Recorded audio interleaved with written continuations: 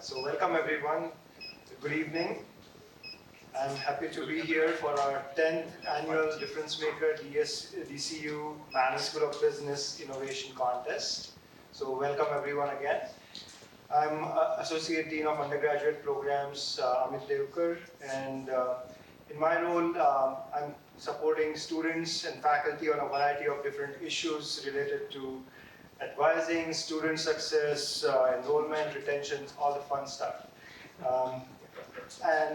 It's my immense pleasure to welcome you on behalf of Dean Sandra Richtermeier and the Manning School of Business.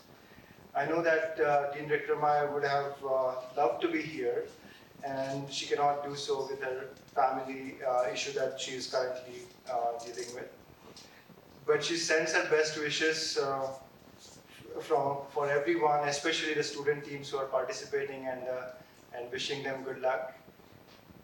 As you know, she loves this event immensely and is a big advocate for the DifferenceMaker DCU initiative. I'd also like to introduce amongst us, we have Associate Dean Yi Yang. She's the Associate Dean for the Graduate Studies and Strategic Initiatives. She works closely with a lot of our master's programs and works closely with our program coordinators in those programs and a number of different initiatives like student exchange programs and corporate partnerships. So this competition was designed to promote and recognize innovation within the college. Tonight you will hear from top 5 teams who are chosen to compete for cash prizes. Each team will have 5 to 7 minutes to present their idea, followed by 5 minutes of Q&A by the judges. After all 5 teams have presented, there will be an intermission, and the judges will deliberate during this time. Then we'll have the awards announcement to determine different winners. We know from our previous competitions that these teams will do great things. For example, Greg Montemuro, Manning student who competed in this competition a few years ago, he is now actually working for DCU at the FinTech Innovation Center in Boston. We are really proud of him. Also, we know that many of our Manning students are currently working at DCU in different roles, and that just goes on to show the wonderful partnership we have built over the past few years. I would like to thank everyone who have joined us this evening. Before we get started, I would like to recognize all the DifferenceMaker faculty fellows who act as ambassadors for DifferenceMaker within their colleges and departments. These faculty members help mentor students, particularly both individually as well as teams as a group, and prepare for competitions just like this one. A special thank you to our Manning faculty fellow, Kevin Willett. Kevin?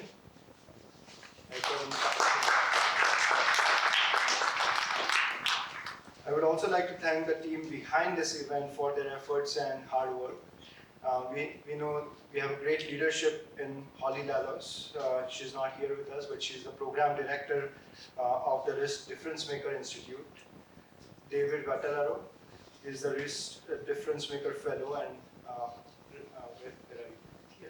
and the co-op students. And our wonderful Manning team, Patty Donald, Jessica Busick, and Steve Rogers. I would also like to thank Chancellor Chen, Provost Hartman, and everyone who has shown support for our students and the competition over the past several years.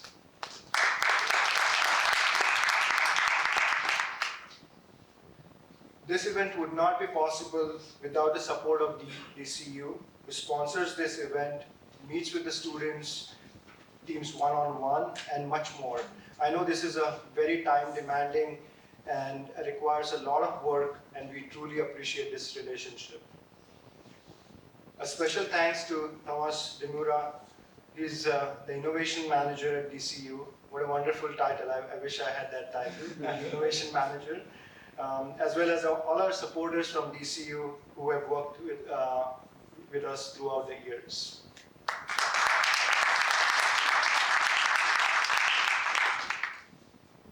Next, I would like to welcome this evening's judges. Ed Gallagher. He's retired as a Senior Vice President for the Northeast Division, Comcast Business Services. Hong Von Nguyen, as Director of Finance at DCU. Sandesh Parwekar, Director of Information Systems Development at DCU. Darcy Sannerberg, Vice President, Sovereign Analyst at Loomis Sales and Company. So over the next hour and a half, you will hear from 5 different student teams. Each team will have 5 to 7 minutes to pitch, followed by a 5 minutes Q&A from the judges. David Wattelaro will be our timekeeper. So he's making sure that his timer is getting set up. Pitching teams, please keep an eye out for Dave to stay on track. Right there, that's the big timer. Yeah, all right. And then we'll do 5 minutes. I'll probably do it with my phone for the question and answer, so I don't have to keep changing. Perfect. Yeah. All right. So after the pitches, there will be a 30-minute intermission while our judges will deliberate, and after that, the final team award will be announced. So please keep in mind that the finalist winner tonight will automatically advance to the DifferenceMaker preliminary pitch-off this spring for a chance to win a portion of $50,000 in funding. This is an additional bonus to the awards from tonight's competition. All students and teams here tonight, please keep in mind the DifferenceMaker 50,000 Idea Challenge application is now open. So please apply at www.uml.edu. And idea, well, I guess the short one is just if you do the Idea Challenge app, it should get you there. So I wish that to each of these teams as they compete this evening. So with that, I'm going to actually start with our student teams.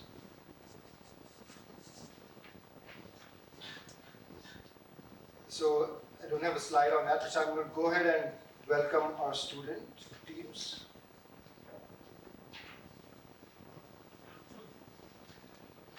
Our first one is team is AlgoPal, and the team members are Edward Nordland, Matthew Krasa, Gabriel Blanchard, Isaac Johnson, and Stephen Owens. Please welcome them.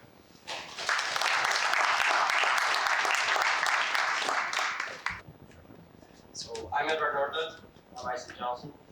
My background is Stefan Owens. Owen Cole. And before we get started, we're just going to go through some quick definitions. When we refer to smart money in this presentation, we're referring to money that belongs to institutional traders. Retail traders are regular investors and traders managing their personal accounts. And algorithmic trading is when you have a program that you let do your trading or investing for you based on rules that you've coded into the program beforehand. A couple years ago, I was using a platform to do some simple algorithmic trading on indexes of my own. It was quite fun, I was doing pretty well, and I showed my parents. They were intrigued by it, but they had a couple objections. First of all, the platform I was using looked far too technical. It was overwhelming for them, it looked boring, and it was kind of intimidating. Second of all, the platform was only available with certain niche, small investment brokerages. Their big name bank had no platform like this. And so for them to be able to do this, they would have to move their money from their big name bank to this small niche investment brokerage, which was both inconvenient and seemed, again, kind of intimidating. So the mission for AlgoPal is going to be to give retail traders a chance to compete with those who have the time to fully always be on the markets. it's going to make you those retail traders be able to make their own algorithms and therefore make their trading easier. 3 years from now, AlgoPal will be looking to integrate into all major brokerages, household brokerages, and ideally will be used by millions of retail traders and to be able to trade profitably. Here at AlgoPal, we aim to be the #1 tool for retail traders who are interested in algorithmic trading. We also aim to acquire new traders who are interested in the market who haven't been there before. It's kind of similar to a product like Robinhood, where they took an existing model and made it their own to revolutionize the market forever. Our revenue model is quite simple, as we have two streams of income, one being spreads, which any other trading platform already has, and the other you'll hear about in further slides. And the numbers you see here, obviously the first year we're launching our product. By year 2, we aim to have 10,000 customers using our app, and by year 3 we hope to up that to 125,000.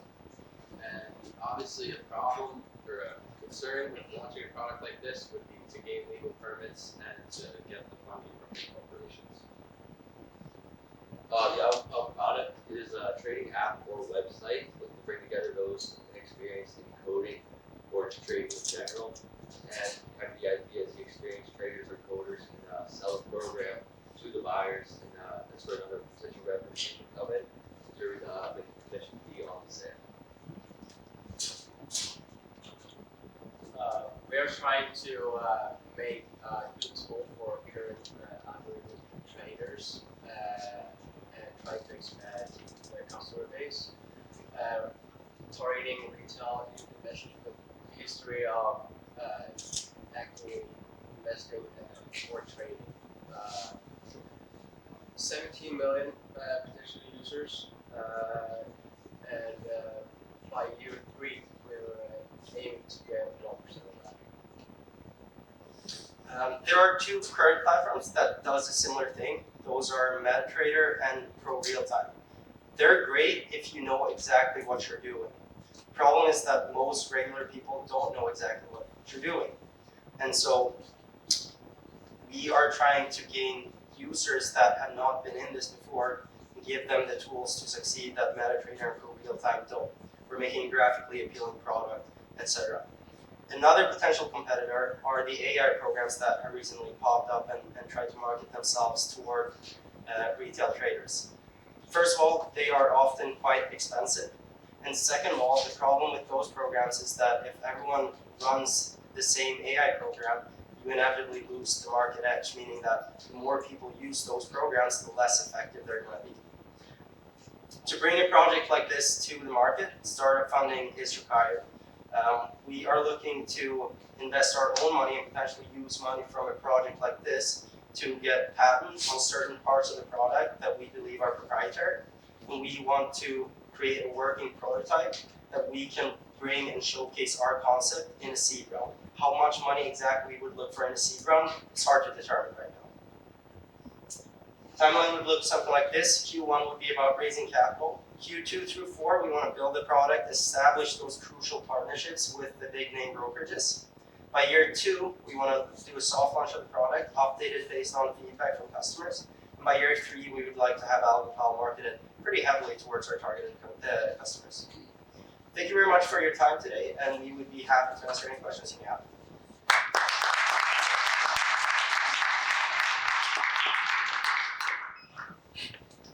How are you going to market it? How are you going to bring these workers? The biggest thing is gaining trust in the product by establishing partnerships with the big names. A lot of retail traders, let me know if I'm not answering your question, but a lot of retail traders trust TD, Ameritrade, I think, really all those. For us, it's all about getting our foot in the door of those. And the thing is, we believe that if we can get one of those, only one of those, to buy on the idea, they get a competitive advantage. Other people see that the product works and that investors are willing to use their bank for it, and then they're going to have no choice but to implement our solution. And it's all algorithm training? Yes, all about Repeat the question so everyone can listen. that's You repeated the microphone. Oh, I was just asking how they were going to do the marketing and how they were going to break into the brokerage business. No, I'm sure that was asking you so everyone can listen. But yeah, you can ask. You can talk to the microphone. Absolutely. The question, if I remember correctly, was how we would market it to those big name brokerages and get them to implement the product. Exactly. Can you talk a little bit about the product itself? How it is simplified? Simplifying it is twofold.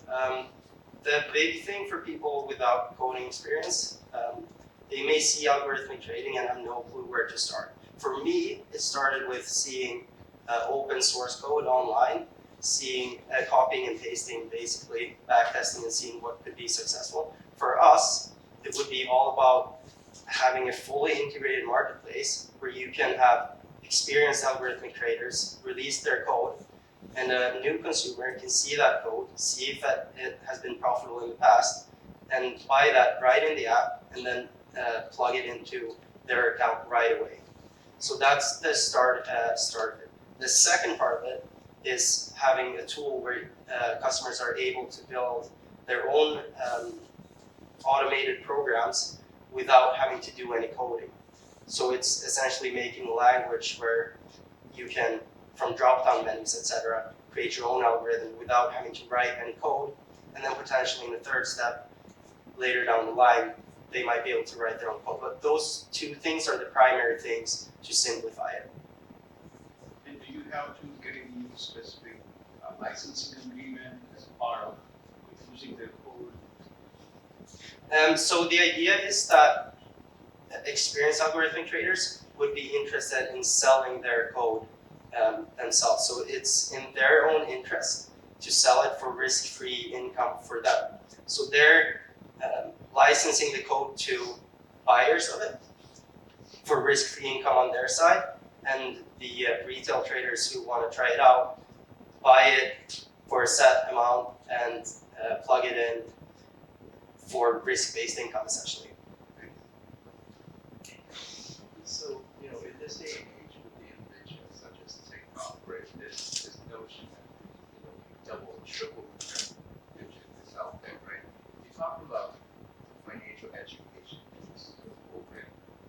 Like, could you elaborate on how does that years of plan how to help consumers so that they don't fall into this kind of this pitfall of like investment money to get about 8% rate of return. Can you talk a little bit about that piece of it?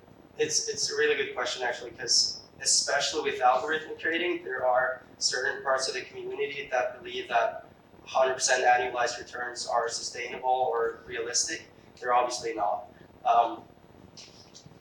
For us, it would be about potentially, in order to be able to use the website, have the customers go through an education piece, setting realistic expectations where if you can have 13, 14%, you're outperforming the market vastly, and you should be happy with that. We want to have easy to understand material so that customers that want to get into it know where to find it, and so it's easy for them to understand.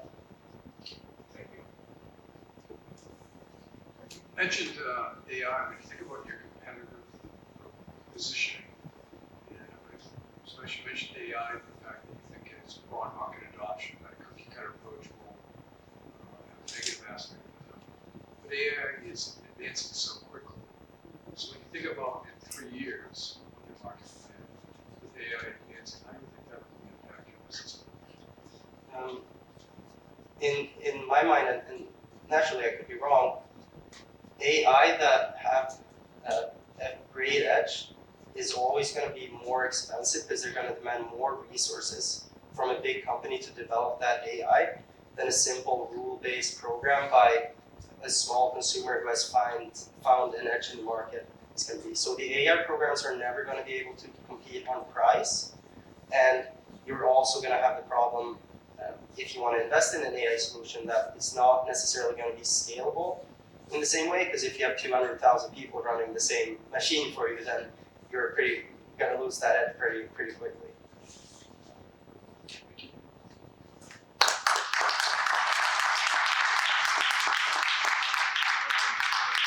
Great job. So our next team is Bridge Connection, Isaac Carpio and Dumar Ramirez. Welcome. Hello, thank you guys for being here. Have you guys ever considered what would be the key in making crypto more appealing to the masses, especially considering in today's market conditions? Well, I'm Isaac Carpio. I'm Dumar Ramirez.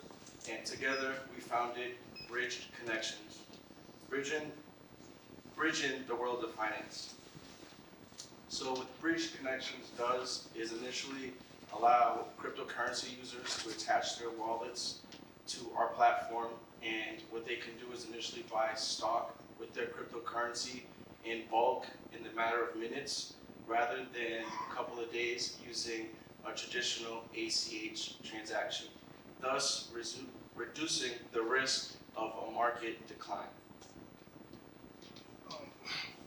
So our mission is pretty much bringing the gap together between the centralized finance and decentralized finance together, and we see the coming years where users will be able to go back and forth between both industries simultaneously.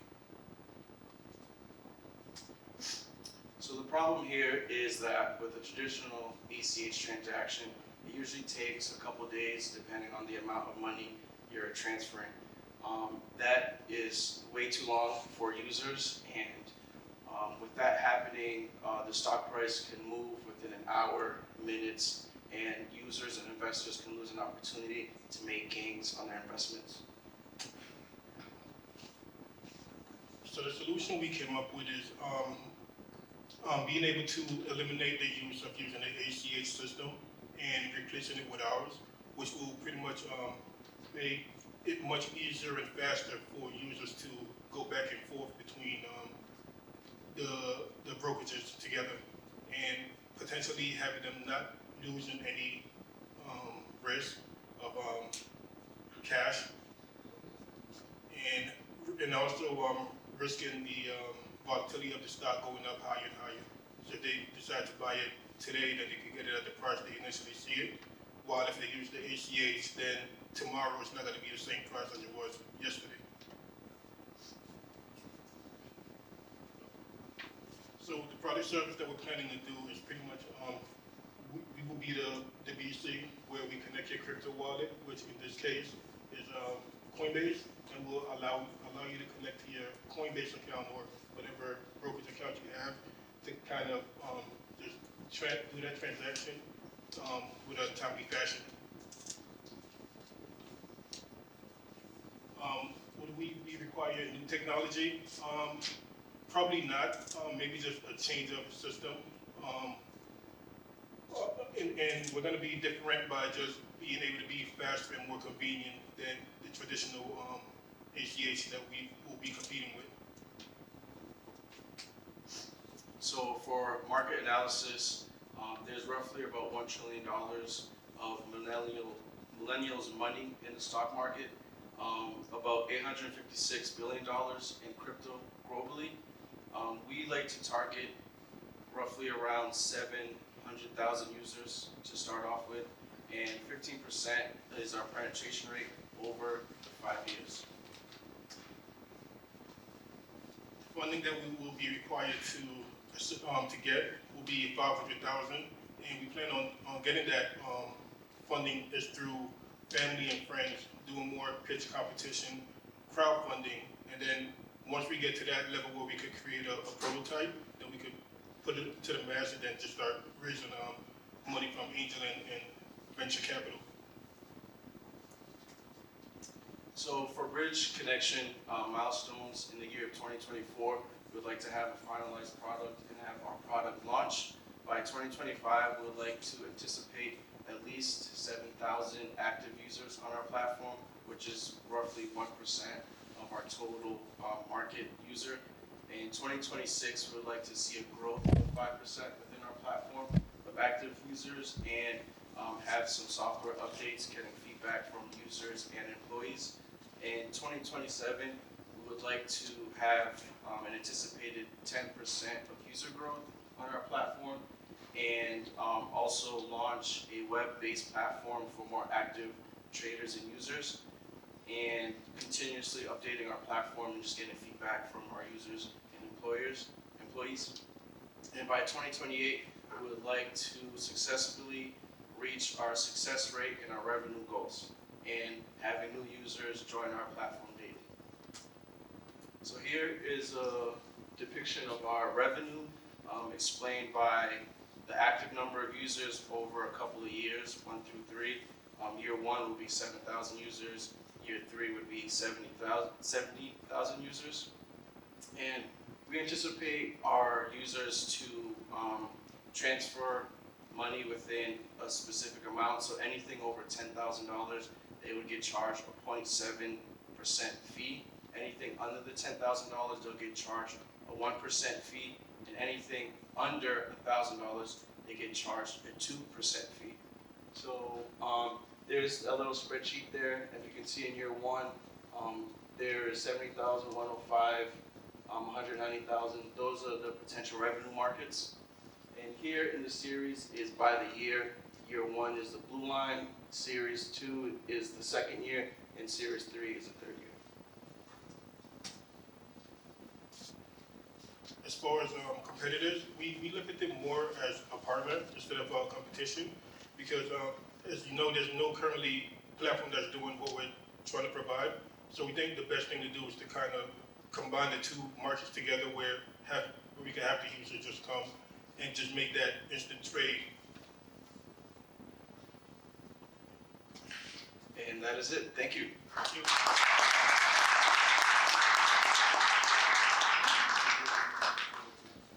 Now we can take some questions if you guys have any questions. How will you move the money faster straight to DCH? So the plan is to pretty much use stable coin. So we're gonna have to have some money in reserve, obviously. And what we're planning on doing is just having half in fiat and then the other half in USDC, or a stable coin that we can find, which will make it even more faster to just buy your stock with the USDC, or you could buy it with the cash. On the revenue model you talked about, how much are you paying the brokerage house to get this transaction done? We might probably pay maybe like 2 or 3% of it. So is that out of the commission you're getting from the user? Yeah, so it'll be pretty much from the revenue fees. Okay, so from the revenue you will be paying the brokerage? Yes.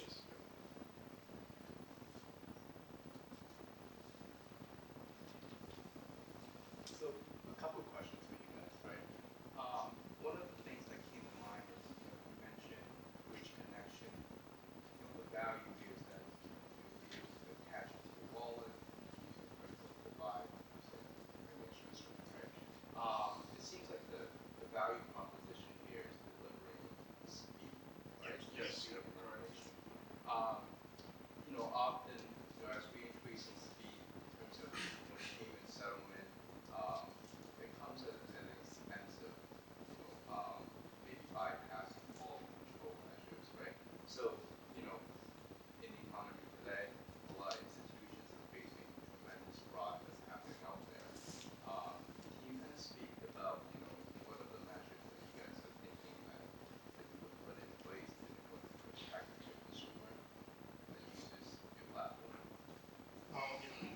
I think the reason that, well, to answer your question, I think the way that we could do that is by being more of transparent with the investors, and probably creating a board on the team. And I'm not sure, hopefully I'm answering your question. Yeah, you did. Also, I think being able to partner with big institutions instead of just doing it alone in a decentralized environment, I think that would gain more confidence with the investors and users, and just having being able to follow regulatory rules will be able to have that confidence in the user. With the recent change with the FTX, you probably have all heard about it. Yes. Yeah. How does that impact your business model? And also another question with that is, are you also connected with any of these exchanges to actually sell your coins? Yes, so pretty much we're trying to connect to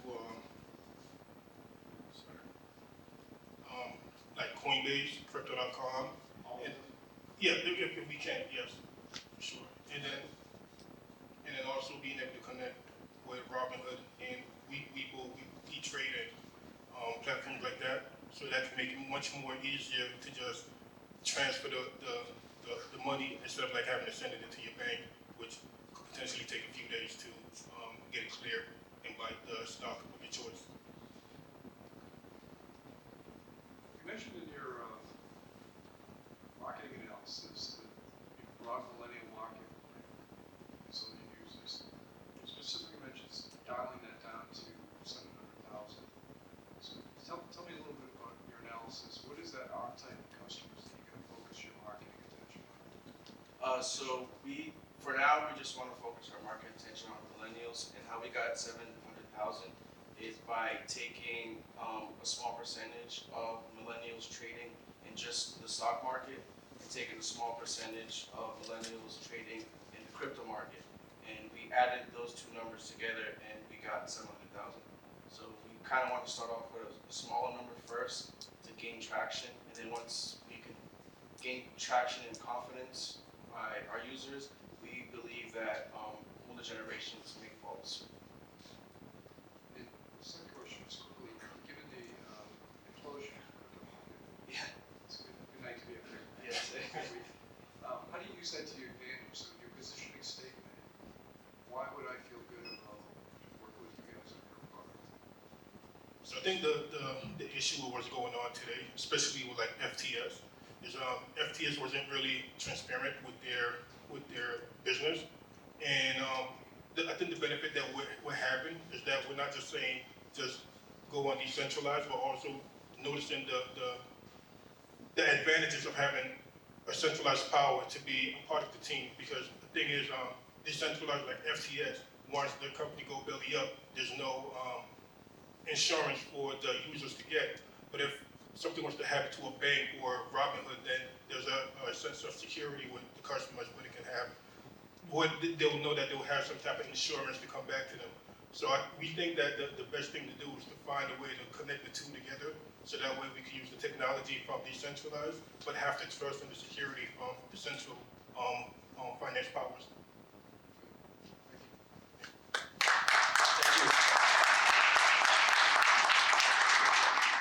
So as we are switching into the next set of slides, let me introduce our third team. It's PD, and our team members are Nick Woolsey, Andrew Tarnowski, and Daniela Pacheco. All right, can everyone hear me? Good. All right, thank you. So my name is Andrew. I have Nick with me, and unfortunately Daniela cannot make it tonight, but our idea is Payday, which will hopefully be the new alternative solution to traditional payday loans. So I currently work for a mutual bank in my hometown, so I see every day working on the teller line the impact that payday loans and quick loans can have on some of our customers. So the basic synopsis about the problem we're trying to solve is that the payday loans are very high-risk loans, so they come with a high interest rate on them, but they're usually for a low capital. And so the high interest rate ends up being a big burden on the people who really need the money the most. And so the solution we came up with is our payday account, which is going to be a zero or reverse interest bearing bank account. And so this is important because a typical quick loan does not exceed $1,000. And some data we pulled from the DCU website was that with a 10% APR, an estimated monthly payment of $88, the customer who's going to need this payday loan likely is not going to have the money to cover this high cost of borrowing. And so our innovation is going to bring affordable quick loans to the people who need it the most and build a customer relationship with the bank. So a little bit of how our business would operate is that the payday account is going to build a customer to bank relationship, granting the customer access to a lower rate payday loan. And so this is customers best suited for who's going to need the payday loans frequently. And so the bank will profit because it's going to be cutting costs for the bank by lowering the cost of having loan officers draft an individual loan by having them be more frequently. You're not going to have to redraft an individual loan each time. It's going to minimize the risk because the bank will have discretion to approve or deny the funds. And you get a customer profile by the relationship you're building with the customer. You'll still receive interest payments on the borrowing. It just would be lower than the 10%, for example. And again, the mutualistic relationship between the bank and the customer is going to be a benefit for both parties. And in turn, you would receive or not have to pay out a monthly dividend to the account like you would a regular checking or savings account. So when looking at the market analysis, when you're talking about the target market for a payday loan, you're typically talking about your low-income individuals or families who need payday loans currently or who in the future may need payday loans. So according to Bankrate, 12 million Americans every single year are taking out loans like payday loans, and some states in the United States have laws that are capping the interest rates at 36%. However, those states only represent 45% of America's population. So for 45% of the other Americans, they are subject to high interest rates. For example, states like Texas, Nevada, Utah, and Idaho, the average fees and interest rates add up to over 650% of the original loan. And obviously this highly disincentivizes individuals and families who are low income, who may actually need the help and who may actually need extra money to pay their water bills and to have electricity and to put food on the table. So that's why this payday account can really help out so many Americans across the country. So going into a little bit of the customer incentive on how you can acquire these customers is that by using the payday account, the customers are going to be getting a much more affordable rate on their payday loans. And so again, going back to what Andrew said is that people who are getting a loan for $1,000 or less really won't have that much money in their bank account most likely, and so the zero reverse interest rate on their account is going to have a near negligible effect. And so this account is going to differentiate itself by being really based on a relationship between how you can support and strengthen the customer's financial position in order for them to be an asset to the bank and really a community as a whole in the future. And that is all we have, and we're open to any questions.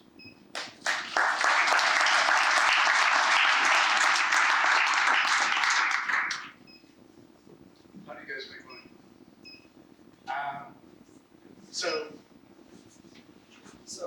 essentially, the goal would be now for banks to have their customers have more money in the bank, so then the banks can use that money to invest elsewhere and to grow their profits there. It's really about creating brand loyalty and just a relationship between customers and banks where low-income people may not have such a strong relationship, and that by not burdening them with such high interest rates, they can actually potentially get out of their poor financial situation, which will then allow them to have more money in the bank.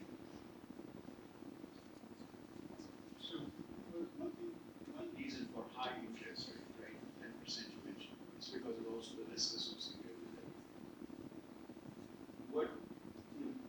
What can you do to identify or mitigate that risk? Because at the end of the day, they're still taking loans.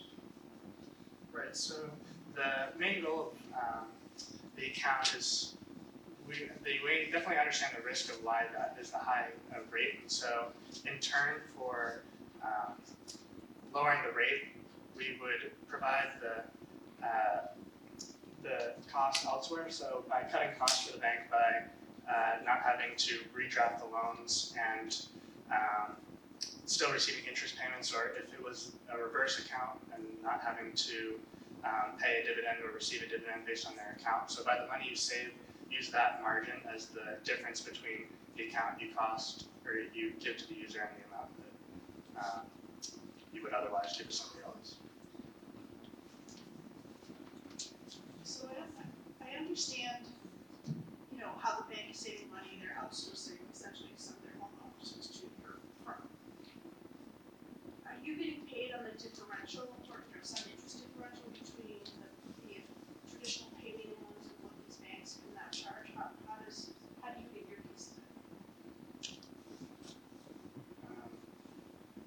So I guess like this is really just an idea that banks could implement, but as a firm, we could take a percentage of the interest rate as well, and we could make our commissions off of that. But when we're looking at this is really just providing the solution or a better solution for payday loans to banks so they can actually build better relationships with their customers.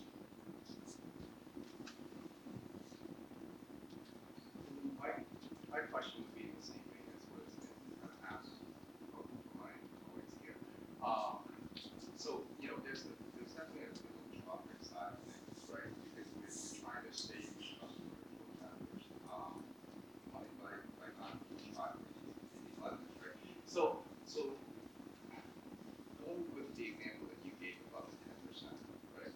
You know, so banks are taking on, banks are going to take on this risk, and you know, it's kind of almost like lending, right? You're seeing that, for example, with prime, you could lose about 6 or 7%, right?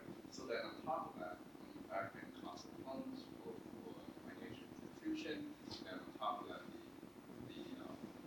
the overhead cost, right? I guess, you know, how can you sell it to these institutions that here, by partnering with us, you know, you can save some money when the risk involved hasn't been transferred, and they're still taking that risk on. Well, so currently now it's estimated that only 14% of people who are actually being received or who are receiving these loans can actually pay them back. So already the process of defaulting on the loan is very high. But I would say just by having a reverse interest bank account, you're now kind of starting to pool the money together where they can cover kind of the risk for those loans. I'm not sure if I answered all parts of your question, but. No, you did. Okay. Yeah, the whole economics, you know, you are starting off at a 10% with this type of product. It seems to be a little high risk, right? Yes. So,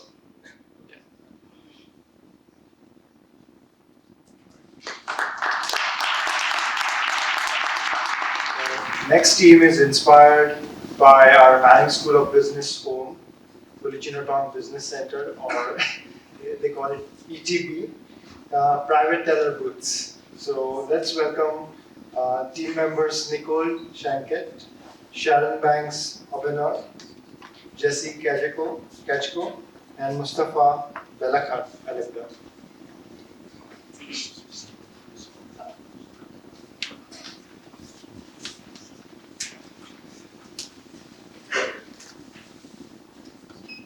Hello everyone, my name is Jesse Kaiko.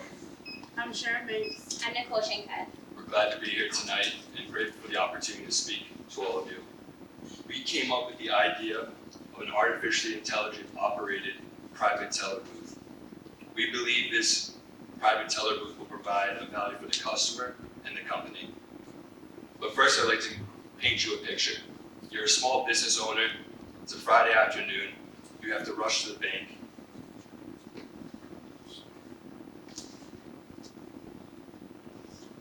Sorry about that.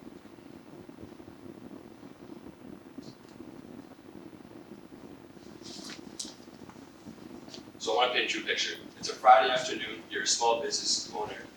You need to rush to the bank before closing time to cash some checks and to buy some rolled coin change. You get to the bank and the line's to the door. This can be a frustrating experience for the customer. We believe our artificially intelligent booth provide a less frustrating experience and a less stressful experience for the customer.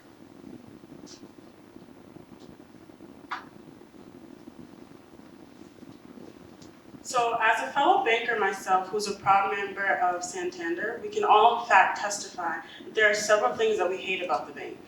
Long lines, lack of privacy, limited operating hours, lack of privacy, time restrictions on money transfers, and last but not least, lack of privacy. Research shows that security breaches and a lack of trust within banks is one of the main issues in banking, which is what hinders customers from using in-person banking. With our AI teller booths, we plan to take the banking industry to the next level by making banking easier, quicker, and more trustworthy. Our idea is to create an enclosed booth, as what you see here, and the booth access will be available when an account is created with a specific bank that you sign up for. Once booth access is set up, this will allow you to use the booth within your bank and branch at any time. Here's how the booth will work. Before attempting to enter a booth, vacancy indication is shown by a green line. If the booth is in use, the light outside will be red, which will hinder anyone from entering the booth while you are in the booth yourself. Facial recognition or fingerprint scanning will be used to give each customer access to this booth. And this means that in order to open and or exit the booth, you will have to scan or put your face against the recognition. After you sit, there's a large screen in front of you, and this screen has privacy features that only allows the person that is inside the booth to see the screen. Our booths will essentially be programmed robots that are able to do a variety of tasks, such as checking account balancing, depositing checks, taking out large amounts of money, account profile updates, completing loan payments, processing transactions of any sort, and opening and or closing accounts. Essentially, anything that a live human teller would do at a bank for you, but more timely fashion and easier. Ladies and gentlemen, the AI teller booth. So as far as security, we all want to make sure that our bank accounts are private and secure. So we came up with 3 different types of security systems. And they are, duo authentication, facial recognition, and security questions. But all 3 don't have to be used, so therefore we will only be using 1 or 2 of these 3 security ideas for the AI teller booth.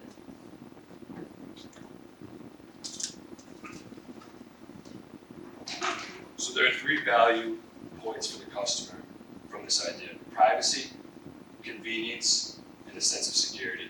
When it comes to privacy and a sense of security, the booth itself will provide the customer their own personal space.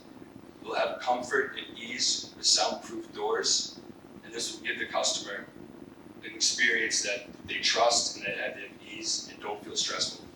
They also wouldn't feel like someone behind them is maybe looking at their information or stealing information from them. When it comes to convenience, nowadays everyone has jam-packed schedules. Time is the most valuable asset we have. You can't gain it, you can only lose it. The convenience point is that it will be timely and efficient to enter these pods instead of waiting in lines for 1 or 2 human tellers. We believe all 3 of these will combine to give the customer an enjoyable, less stressful and personalized experience at the bank. When it comes to the value of the company, you can reduce labor costs by pretty much shrinking the payroll. You can eliminate a high turnover issue and cut costs from the human resource management by not having to spend resources on interviewing, hiring, and training future teller positions. Both of these will combine to give the company a competitive advantage. You'll be able to attract customers from other banks and also have the potential to cross-sell products and services to these customers as they enjoy the bank experience more than before. Thank you.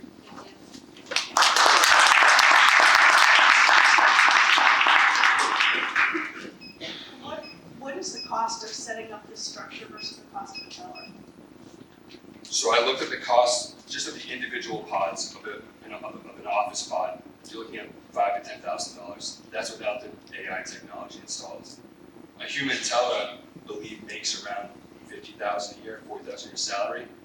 But the thing with these pods is, it's a one-time payment, and you also have to spend maybe some maintenance fee over the years. But it's a one-time cost for the structure and the AI system to be operated inside it.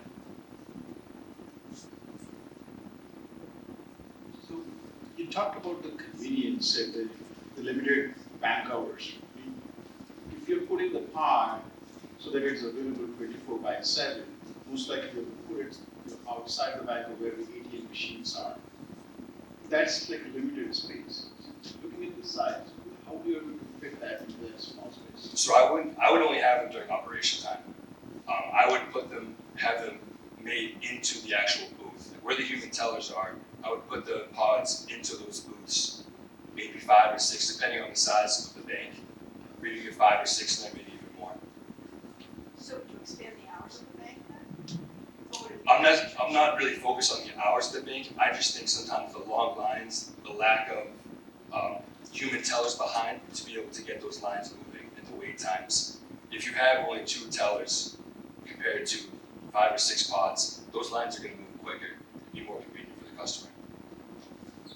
Just to understand your value proposition here, when you think about human interaction, right, teller, or non-human, very small stuff, right? Online banking is the ATM. It's an ATM drive-through because privacy is careful to that. What's the driving factor that, what's the gap here between people who would say they use the ATM versus I really want to go to the teller?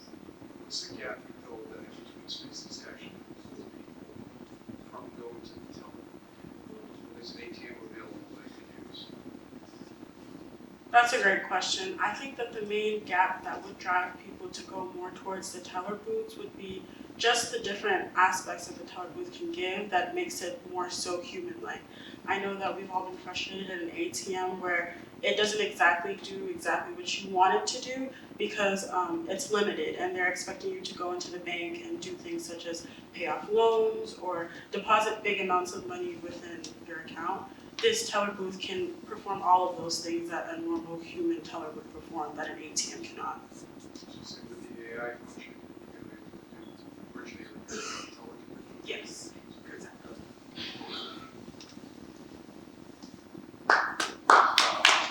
Oh, sorry. Hong, sorry. He's excited. That was me. He's excited for us.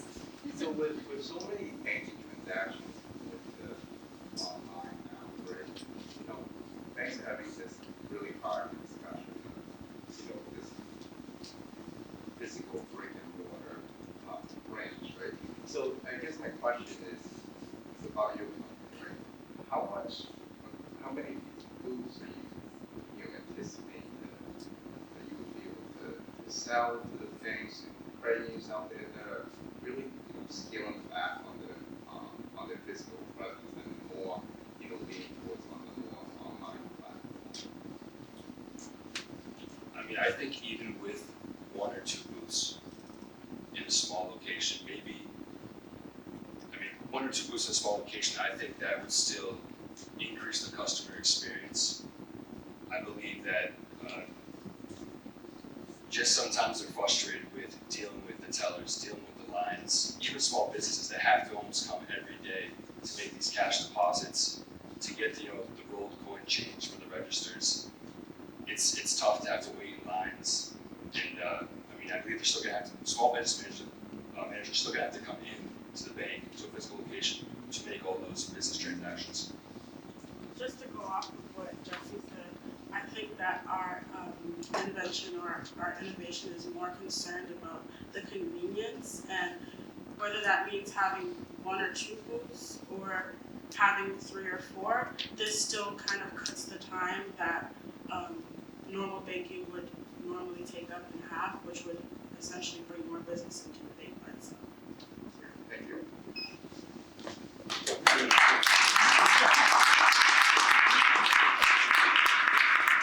Last but not least, we have our team 5, Solar Crowd 5. Please welcome Dolotra Samuel, Mohammad Khalid, Borna Durin. Borna's not here.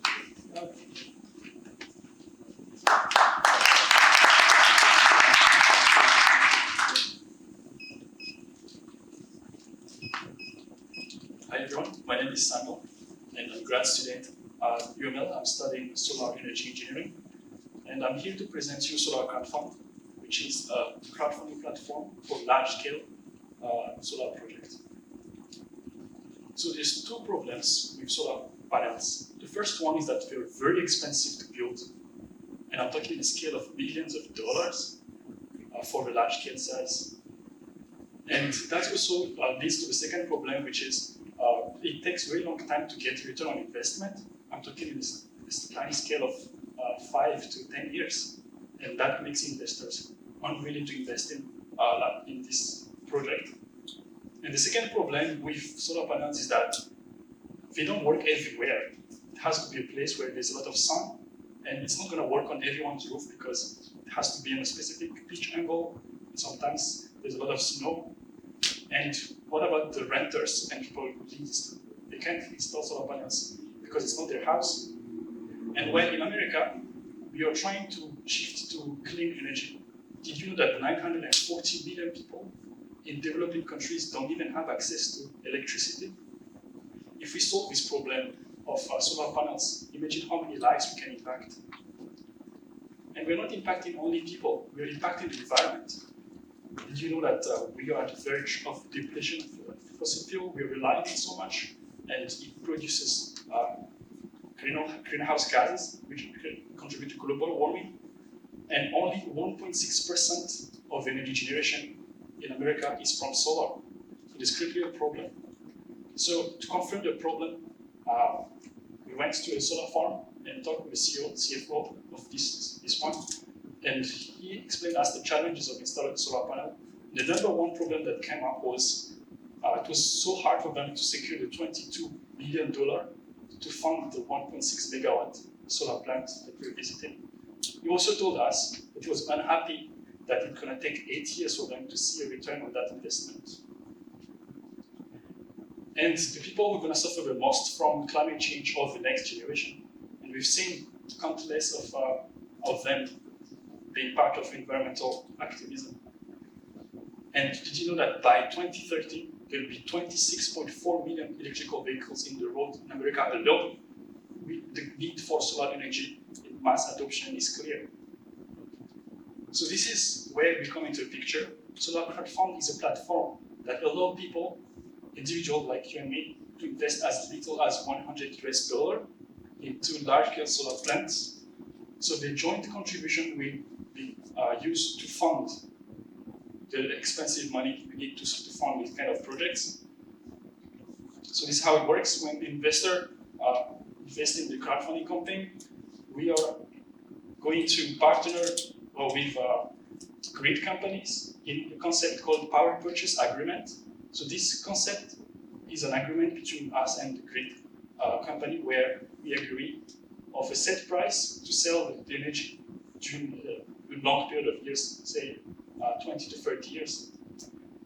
And when we get the when we get the return from, when we sell the energy from these companies, we are allocating the fund for expanding for our next project. At the same time, we are distributing the profit to everyone who participated in the crowdfunding campaign. And what's unique about solar crowdfunding is that we are allowing the investors to trade the shares between each other. That means there's no need to wait 10 to 8 years anymore before getting all the investment back. They can just sell it to someone else. We've built a product, that's how it looks. We have the crowdfunding section of the app, and you can see that people can invest in a solar plant located in a different country. It doesn't have to be in the same country where they are. And at the same time, this is the share trading functionality I was talking earlier. And we are very transparent. We are allowing them to see the growth of investment in our platform through this portfolio monitoring. There are a couple of companies doing crowdfunding for solar projects, but we are the only one in the world who's going to focus specifically on large-scale solar project. That opens the door for this power purchase agreement. Other companies focus only on solar kits or unsecured business loans. The typical return on investment on solar panels in general for large scale is between 10% to 20% after all the expenses in the land. And to be clear, that varies a lot depending on the location. But let's take 15% average, for example. So the question is how much $100 will grow with solar investment in solar credit fund over 23 years. So I compared it with investment, for example, in the stock market. As you can see, solar credit fund from the top, it's stable, it's predictable, and it's guaranteed. In the solar market, in the stock market, it's volatile, and you can lose your money, or you can borrow money, but you never know, it's uncontrollable. What about comparing it with traditional solar investment? First, you need to have a lot of money at first, and you not see any return on that money until 8 to 10 years. For solar credit fund, as soon as the plant is built, after the first year, people get profit. What if you don't invest at all? Then first say you're gonna lose your money for inflation. So how do we get started with solar credit fund? We need money to run the campaign. The minimum amount we need from investor, for example DCU, is $100,000 to create a plant of 1 megawatt solar plant, and that sets the carbon target to $1 million. But that can be upscaled if you get more investment. And why do we need money to do it? Because we need to build the platform. We need to do the marketing campaign for the crowdfunding, and also we need to do feasibility studies for the project. That's it. We are happy to reply to any question if you have any. Thank you so much.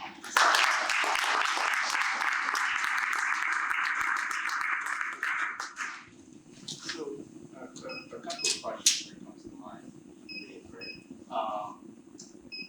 Could you elaborate on what are the risks of loss of funds of the investor? So the risk that we are having is same for every other solar developers. We have no specific risk for us.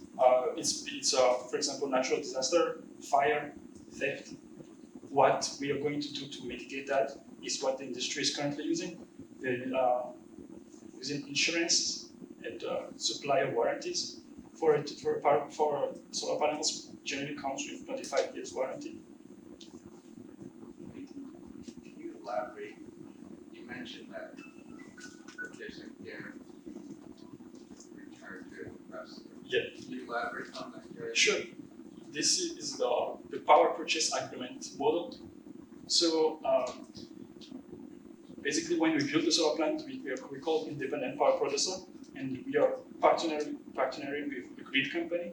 So in the partnership, we agree that they are going to buy our energy for 15 to 30 years at a price you're going to agree. So it's a binding agreement. They have to purchase the energy, and it's predictable because we know how much the sun is going to we call it solar irradiance on average on an annual basis, and that's what makes it guaranteed, stable, and predictable.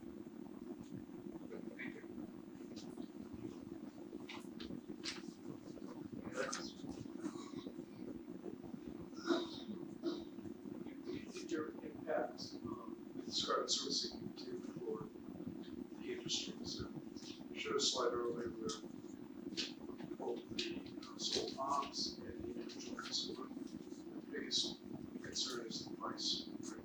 The ROI, capital investment fund, won't pay that. So how do you see that this changing that way?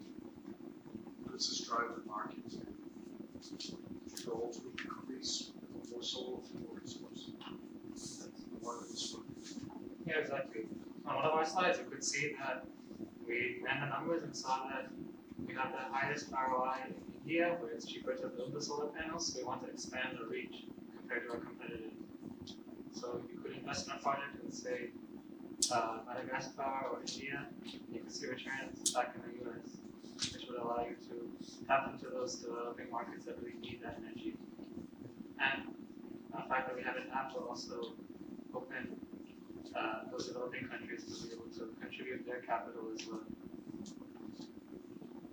Just to follow, is the catalyst to invest here for the user? Is it, I mean, do you think the architect is still looking for financial reward, or is there emotional aspects to this? It's all of that combined together. It actually depends on who you're talking to. For example, an activist will invest because they want to contribute for the environment, and an investor will invest because it's safer than every type of investment, like the stock market, or just someone has money in the bank and they don't want to lose their money through inflation. They will just invest. So people will have different motives, but in the end, we will all benefit.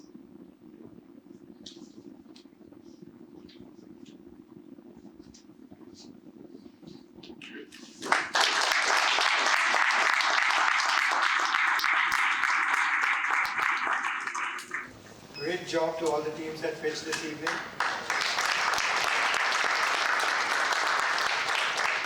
So it's now time for the judges to deliberate. We'll have a 30-minute intermission, and please grab some food if you haven't. Network, and let's come back in 30 minutes for the finalist announcement. So welcome back. I hope you enjoyed the intermission. The judges were definitely deliberating for quite some time. They had a difficult decision to make. So just everybody remembers, each of the team members who pitched tonight will receive a $100 prize from DCU.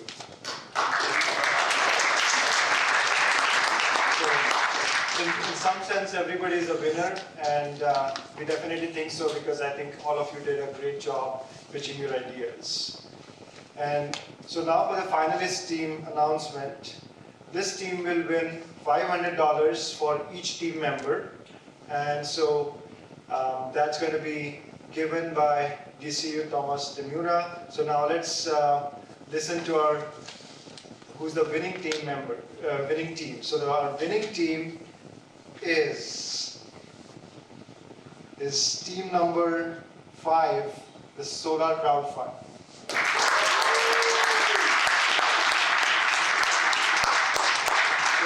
You guys can come up here and get you a big check. We'll write a check now. What happens here is, so every finalist here will get $100, they will get $500, and so make sure that you guys don't leave without getting $100, right, per team member, so congrats.